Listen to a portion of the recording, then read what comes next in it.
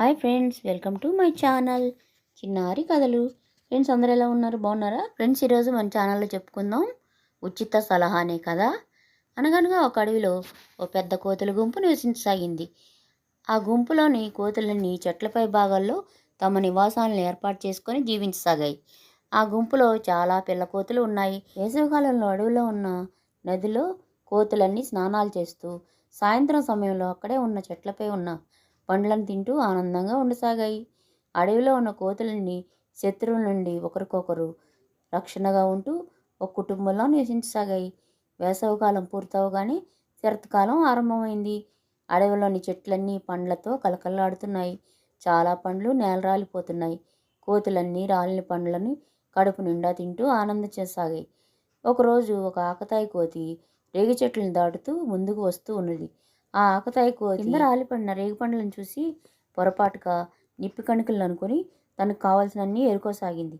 ఆ కోతిని చూసి మిగిలిన కోతులు కూడా రాలిపడిన రేగిపండ్లను ఏరసాగాయి. అవన్నీ ఒకదానితో ఒకటి పళ్ళని ఏరుకుంటూ ఈ విధంగా చెప్పుకోసాగాయి. ఈ నిప్పి కణికలు మనల్ని చలికాలంలో చలి నుండి కాపాడి వెచ్చదనాన్ని ఇస్తాయి అని చెప్పుకుంటున్నాయి. వీటి మాటలని అక్కడే చెట్లపై ఉన్న రంగురంగుల రామచిలుక విన్నది. దానికి కోతులపై జాలి కలిగింది. వెంటనే అది చెట్టుపై నుండి ఈ విధంగా అన్నది, ఓ కోతులారా, నేను మిమ్మల్ని చాలాసేపటి నుంచి చూస్తున్నాను.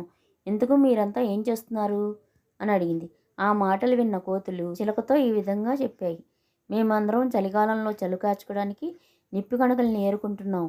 కోతుల మాటలు విన్న చిలుక ఈ విధంగా అన్నది, మీరందరూ అనుకున్నట్టు అవి నిప్పి కణికలు కావు, బాగా ఎండిపోయిన రేగిపళ్ళు. ఇవి చలికాలంలో ఇంకా పుల్లగా మారిపోతాయి అని చెప్పింది. ఆ మాటలకు కోతులు ఈ విధంగా అన్నాయి, చిలక, నువ్వు ముందు ఇక్కడి నుండి వెళ్ళిపో, మేము నీ మాటలు వినము అని చిలక వెంటబడి అది ఎగిరిపోయేలా చేశాయి.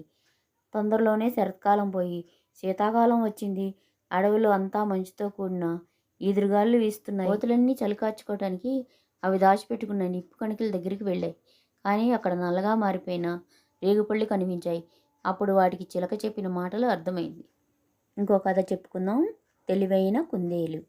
అనగనగా ఒక అడవిలో కొన్ని ఏనుగుల కుటుంబాలు ఒక గుంపుగా చేరి వాటికి కావాల్సిన ఆహారం, నీటి కోసం వెతకడానికి వెళ్తూ ఉండేవి. అవి రోజులో చాలా దూరం వరకు వెళ్ళి ఆహారాన్ని అన్వేషిస్తూ ఉండేవి.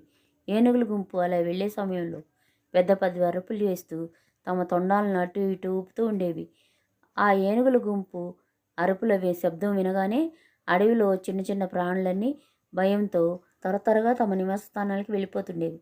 లేకపోతే ఆ ఏనుగుల పెద్ద పెద్ద అడుగుల కింద పడి చాలా జంతువులు తమ ప్రాణాలను కోల్పోయేవి.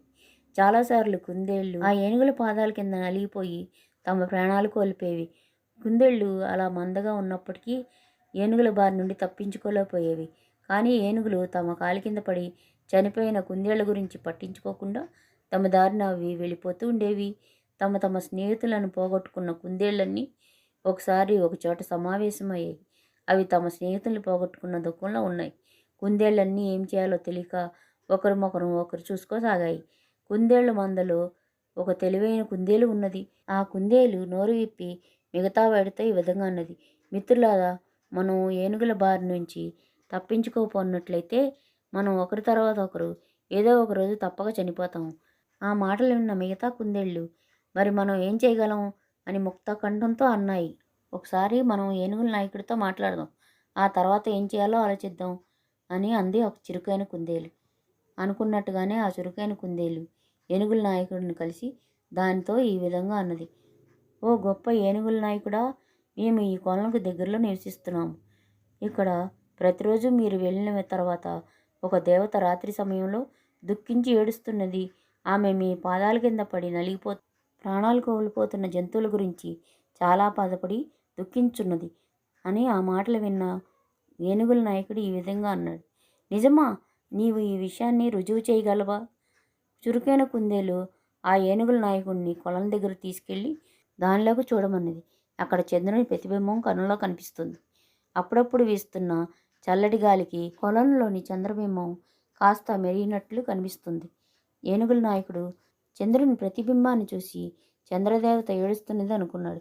వెంటనే కుందేలు వైపు తిరిగి ఈ విధంగా అన్నాడు, మేము ఇక ముందు ఈ ప్రదేశానికి రాము, సంతోషంగా జీవించండి అని చెప్పింది. ఆ సంఘటన తర్వాత ఏనుగుల గుంపు ఆ ప్రదేశానికి రావడం మానేశాయి. మిగిలిన కుందేళ్ళన్నీ చాలా సంతోషంగా, శాంతియుతంగా తమ జీవితాన్ని కొనసాగించాయి.